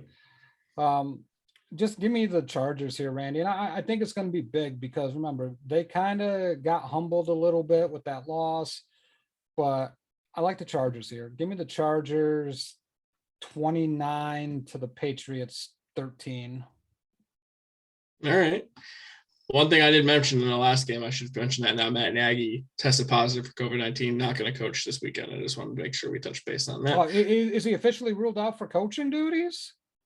Maybe you're right. Maybe he didn't get ruled out, but I know he tested positive today. So I guess we'll have to figure out what's going on there. Which is weird because that's the third time he tested positive and he's been vaccinated. This is wild. I think Bears fans might be hoping that it's a severe case or something. Stay all right. I like the Chargers. I don't think it's going to be quite the blowout like that, though. Give me LA 27 to the Patriots 20. All right, moving on now to Jacksonville, who's coming off of a bye and their first win of the season in London. This is crazy to me. They go from London, come back to the States. Now they have to travel to Seattle. That is a long ways to travel. I guess that's why you have the bye week in between, so you don't have to do it so quickly. But hey, you get Geno Smith. I feel like this is a great spot for the Jags to potentially win 2 in a row. Because I think Lawrence showed some things. I think the last couple of weeks he's played pretty well. I believe they get Marvin Jones back, which would be a nice get back for him. Urban Meyer maybe feeling himself a little bit here. I don't like anything about the Seahawks in Seattle without Russell Wilson. Is like they're really bad. I think you're really showing how valuable Russell Wilson is in this time frame because the talent isn't that good. He really carries them and keeps them in every game, keeps them competitive. I mean, they won the division last year because they had Russell Wilson. It's crazy. Like they are like, and if you're a Jets fan, you're like so happy you have that first round pick right now. So it's crazy to think, but I kind of like the Jags on the road in this spot. I do too. I don't think you win football games with Geno Smith at quarterback. I don't see it. And I'm trying to, envision what has to go right for Seattle. And there's so many things. And the Jaguars are talented. James Robinson is a very talented running back. People shit on him quite a bit. I think he'll be all right. Mm-hmm. My biggest question to you is, all right, let's say that the Jaguars win this game. So that they move to 2-5. That moves the Seahawks to 2-6. At what point do you just say, we can't bring Russ back? It's just time to keep him on the show. Because I think they lose this game. And I think they're going to lose the next week. I don't see them winning a game with Geno Smith at quarterback. I think that's how bad this is. I don't know if they're not going to win this game. I don't see how you could win a game with Geno at quarterback. The Jags defense is not that good, and overall, Urban Meyer's the head coach. This Jags are a very winnable game, and no matter who is playing them. So to me, if you're the Seahawks and you're like, all right, well, I guess if any game is winnable for Geno, it's this one. And you're going to look at the schedule and say, okay, well, he was competitive against the Steelers and their defense is great. And it was a competitive game against the Saints. Like, ultimately, it doesn't matter if you're competitive in this league. It matters if you win or you lose. I don't care about you being competitive. And ultimately, Geno Smith threw one ball yesterday that resulted in a touchdown. And it was basically because DK Metcalf made an incredible play. It was less about Geno Smith. I am going to say the Jags win this game, and it's going to be a free fall for the Seahawks. And they're 2-5 now. They might end up, if they end up 2-15, the Jets are going to have 2 top 5 picks in the draft. It's going to be insane if that happens. But Russ isn't done for the year. He can be back in a couple of weeks, I think. And enough with the Russell Wilson pregame huddles and 2-minute drills to the air. I'm sick of it already. So it just can't with Russell Wilson with that aspect of it. But yeah, I can't wait to watch Russell Wilson play actual football again. But for now, this is what we have. Give me the Jags 21-17 on the road, and then make it 2 in a row for Jacksonville. Yeah, give me the Jags 24 to God. All right. I'm just gonna say, give me the Jags 24-15. I think Seahawks kick nothing but field goals. All right, Jason Myers from kicking all those field goals. Marist College alum, baby. All right, 2 more games in the late window here, and it is the Washington football team traveling to Denver to play just the wounded Broncos, and this game's gonna stink. But Taylor Heineke kind of. This is the thing about that Washington game. I had them covering against the Packers because it was a 10-point spread. they had the ball at the goal line, I feel like 7 different times, and they didn't score. And one of those plays, Heineke dove for the end zone, but he came up short because they said he gave himself up before the ball crossed the plane. Like, that game would have been much closer, I think, if they had found it, if he just walked into the end zone anyway. He didn't even have to dive. No one was really there to hit him or anything. So Washington, to me, feels like they're in a much better situation, much better headspace. I like the coach more. I like the talent more at this point. The only issue is Heineke, but at the same time, the Broncos haven't shown me anything in the last month that they're capable of beating anybody. So if the Broncos were going to win that Browns game, I have a hard time they're going to win this game against Washington. I'm just going to say the Jaguars Seahawks game and this game, hopefully they only show it regionally where those teams are located, because you can't torture the NFL viewing nation with these two crappy games. That's just cruel. No, Tom Brady's definitely the game of the week. There's no doubt in my mind. Yeah, as he should be. I'm going to keep it short and sweet. I'm going to take Denver 17-16. I don't think it's going to be a very well played game. Oh, you're going Denver and get off the schneid. Okay. Just going with the home team. Okay. I'm going to go Washington in this game on the road. I thought they were much more competitive against the Packers than most people realize. More than that score really indicated. And maybe if they can just get out of their own way here, they will have success. So I like Washington 22 to the Broncos 17. All right, now I believe this has to be America's game of the week. It's probably a Fox game, probably Buck and Aikman on the call.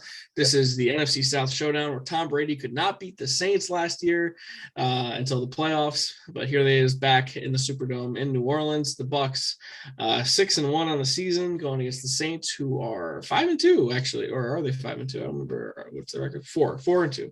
Yeah, they had a bye week. So on paper, this is a great matchup, but ultimately, Jameis Winston sort of changes the reality of this. I know Drew Brees wasn't great, but he sort of added a little bit of juice to the matchup on paper. I don't think they're getting Michael Thomas back yet in this game, but hey, the Saints still have Alvin Kamara, and every time you get to watch him, it's always pretty cool. I like Marquez Callaway too. Marquez Callaway is turning into a nice player, but Jameis doesn't really get to fully unleash him because I feel like Jameis, every other throw, Jameis, you're like, where's it going here? Is it going to be picked off? Where's it going to be? But ESPN did have a great graphic about Jameis yesterday.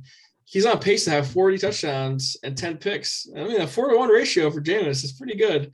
But overall, you watch him and you're just not that impressed. I don't know if it's the talent. I don't know what to make of it. I love the Bucs. I know they lost to the Rams, but they look as good as any team, and they look like they're poised to potentially repeat. So I like the Bucs in this game, and I think it could be a big one too. I like the Bucs here. But I think if you're going to see a couple late hits here from the Saints, I think on Tom Brady, a couple of personal fouls, unsportsmanlike conducts. But ultimately, the Bucs are just too talented. I think they can wipe away Kamara. It's not going to be easy, but I think they can.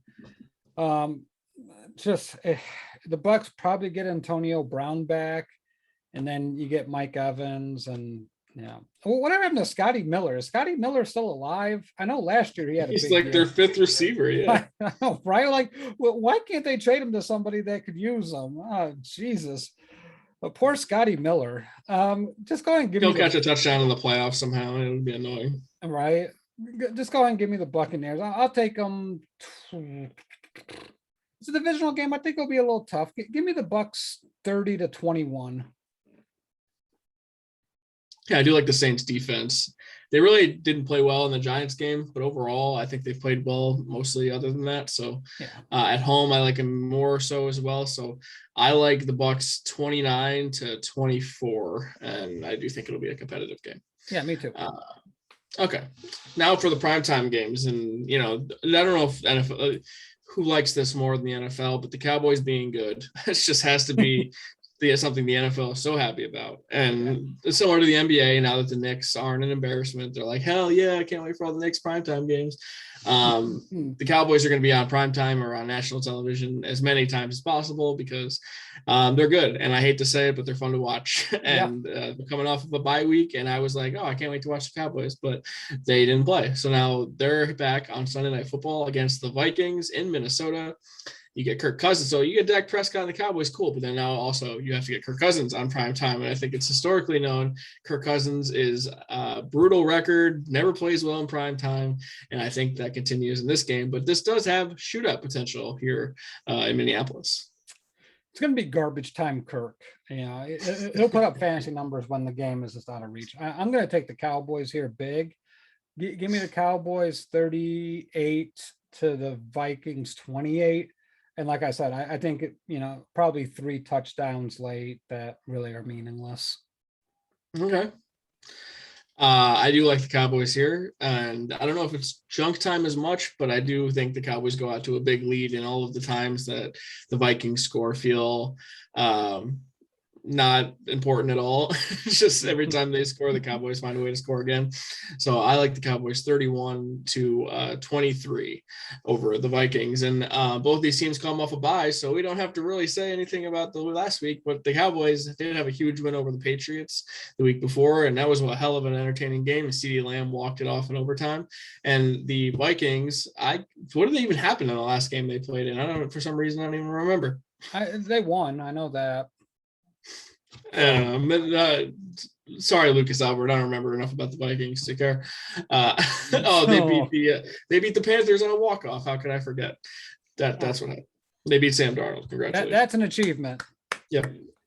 Because this team also beat Sam Darnold over the weekend, and it's hardly an achievement, let me tell you. The New York Giants, and wrap up our preview recap segment here. They travel to Kansas City to play the Chiefs. Now on the schedule, this looks like they're going to get smoked game. But look, the Chiefs are not what we thought they were going to be. So in theory, this could be a game where the Giants have a chance. My negative Giants opinions here come into play because now I'm like, all right, well, they're not playing Sam Darnold this week and they're not home. So I have a hard time believing that they can win this game because it's still Patrick Mahomes and it's still Travis Kelce and still Tyreek Hill. And if any team can make the defense for the Chiefs look good, I'm sure it is Daniel Jones and the Giants because they've played well. They played actually decent on Sunday. And decent, I mean, with no Kenny Golladay, with no Kadarius Toney, no Saquon Barkley. He didn't turn the ball over at all. Jones was the leading passer and leading rusher for the team, and he also had a 15-yard reception. He made a nice play on a catch when the ball was thrown to him. So Daniel Jones played a clean game, but I'm not saying he played a great game. But overall, the Panthers are why this happens. I don't know what to make of the Chiefs. We could talk about the Chiefs and their flawed approach. I think we talked about them already in the Titans game enough. But look, the football is won in the trenches. The Chiefs defensive line is probably thrilled to see the Giants offensive line because the Giants offensive line is a freaking mess.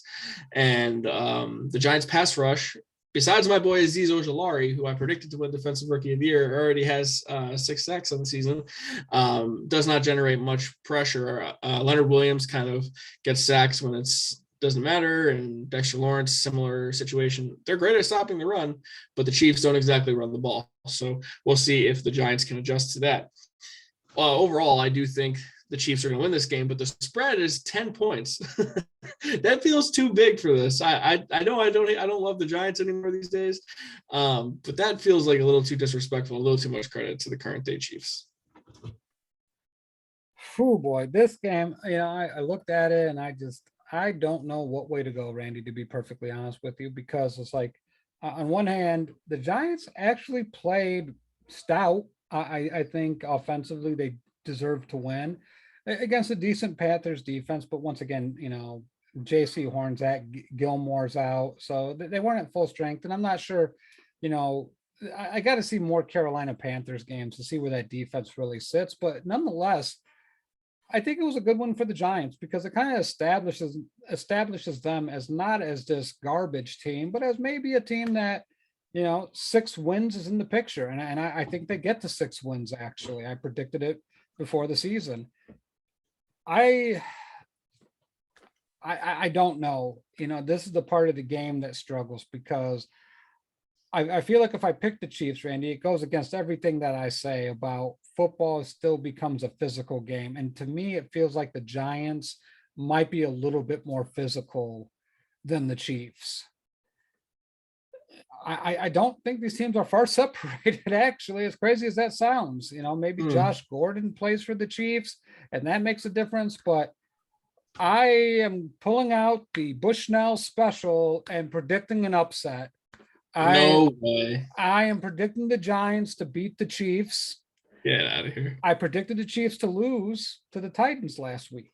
I'll have you know. Did we both do that, or maybe I wanted to, but I couldn't do it? I don't remember. I don't know. Maybe you did. We'll have to go back and review the tape.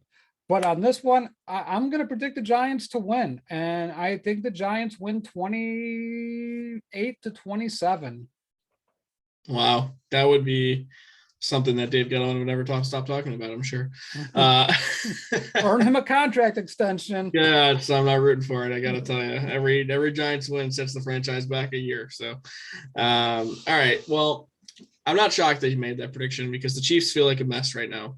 But don't let it fool you. That Giants-Panthers game was 5-3, pretty deep into the game. And then Jones makes a great one-handed catch, and it's sort of the floodgates went open after that, per se. So Sam Darnold is why they won that game, in my opinion. And I think that overall, like, there's a lot of excited Giants fans thinking Jones is the guy. Like, okay, I'm not going to say every time he has a game where he doesn't have a turnover, he's the next best thing in the league. Like, that shouldn't be the bar here.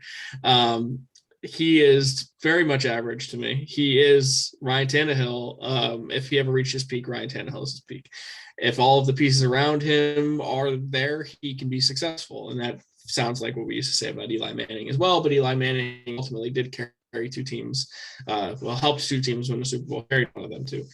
I don't think the Giants win this game. I do think they cover because the Chiefs, to me, I don't trust them to say they're going to blow out anybody right now. I need to see that to believe that. Obviously, they had a nice second half against the Washington football team, but they didn't do anything to build off of it. So I like the Chiefs to win 27-20. But they don't cover. I mean, 10 points is a lot of points. And I think the Giants overall are going to come in thinking they have a chance to win this game. But I just think the Chiefs, backs are against the wall. They have much more tougher games after the Giants. They kind of have to win this game, and I think they do. So not sure about the injury report on the Giants. We'll see what it looks like. But nonetheless, I do like the Chiefs. Yeah, and keep in mind, all right. Hold on. I feel like I got to hedge my bet here a little bit. That is if Shepard. Right. If Shepard and Galladay play. If they don't play, give me the Chiefs. But if they do play, I'm going to take the Giants in this one. But Galladay and Shepard have to play. Okay. Well, they haven't played last week, but I don't know if we're still alive. I don't think our feed got interrupted. But you still got me, Matt Bushnell? Yep, I still got you. It looks like it paused, but our voices are still going. All right. Well, hopefully we're still recording at the very least. So we're going to keep going. It says my connection's unstable, so it's probably technical difficulties on my end. So I apologize. Anyway. All right. Well, at least we got all the games in before all that happened, right? I mean, the hard part of the show is over with here. So I wanted to end the show in a fun way. So why don't we do, before we do it, why don't we just tease the next shows coming up? Because we were going to have a show tonight, but it turns out they're not going tonight after us. They're going to go tomorrow because the World Series starts tonight. So let's talk about it. Yep. Dong City will be going live tomorrow with Henry Maldonado Jr. and Vince Mercandetti. Dong City back at Baseball Life tomorrow at 8 p.m. Eastern. Great show. And it gives the guys a lot of stuff to talk about. Game one, kind of feel how the teams felt each other out. First time in the World Series for the Braves in a long time. So I'm sure Vince and Henry have a lot of thoughts on that, along with the Houston Astros. And then we go to Thursday with the Work Shoot Wrestling podcast with Corey Richmond and Jason Brooks. You know, a lot of stuff happening in the wrestling world. Some people are unhappy. There's a famous person I've heard, a famous wrestler that we all know and love, Ric Flair. Apparently his daughter is a wrestler. And I just got caught up to speed on this. And she wants out under Vince McMahon. So I wonder if Jason and Corey will touch on that. I think it's pretty interesting with that kind of star power. And then on Friday, we have the Step Back with Leon Tompkins and Jacob Anthony Moses talking about how great the Bulls are. Yeah, it's just warm to my heart to know that the Chicago Bulls are on the tops of their mind at 4-0. Lonzo Ball is shooting above 40% from the three-point line. Do my eyes deceive me? Lonzo Ball has a jump shot. So, and you know, a lot of stuff going on with your Lakers, Randy. And I'm interested to hear Leon and Jacob break it down why this isn't working with Russell Westbrook right now. Is it a time issue, or is the pieces they just don't fit? So I'm curious We about don't have that. enough time in the show for my thoughts on that, so I'll bite my tongue on that. Okay, and then I really don't know what's going on with the Total Bases podcast. I saw Felipe and Austin Sparrow on Monday, I thought. Yes, they went yesterday. Yeah, I don't know what time they go, so I apologize. You just kind of got to keep your eyes open for that, ladies and gentlemen. And then, of course, we're back on Tuesday after a Giants and Chicago Bears win. Randy and I should be in high spirits next week. We'll see about that, but it'll be November next Tuesday, and it's crazy even to think about how fast time has flown by.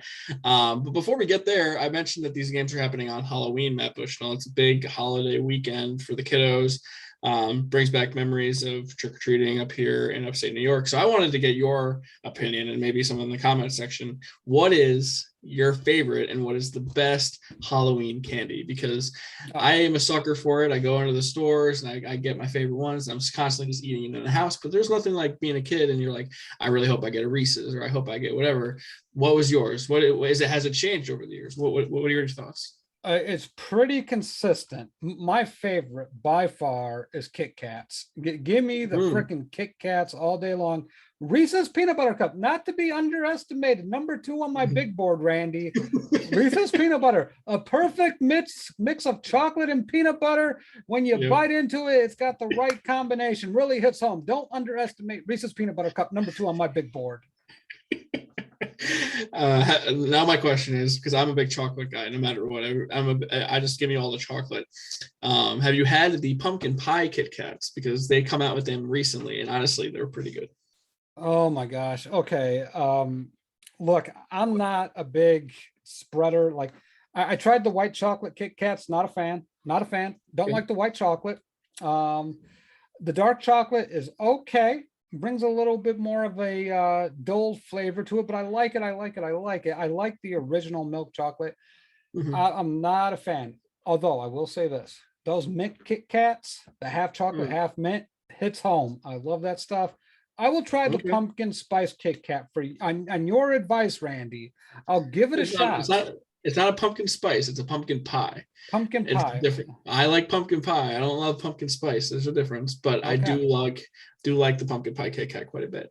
For me, Reese's is classic. I love Reese's, number 1 on my big board, but I'd be remiss if I didn't mention Vince's favorite, and my number 2 is super underrated, is a Mr. Goodbar. Mr. Goodbar with the chocolate and the nuts. It's so good and never gets talked about. It gets disrespected constantly. Give me the Mr. Goodbar every day of the week. Love me one of those. And if it's not chocolate, if it's just a gummy candy, I love me a Twizzler. So can't go wrong with that either. Number 3 on my big board, though, is Starburst. I need that, but it's got to be specific, Randy. It's got to be that cherry and yellow mixture. Red and yellow has to mix. Otherwise, Starburst garbage. Okay.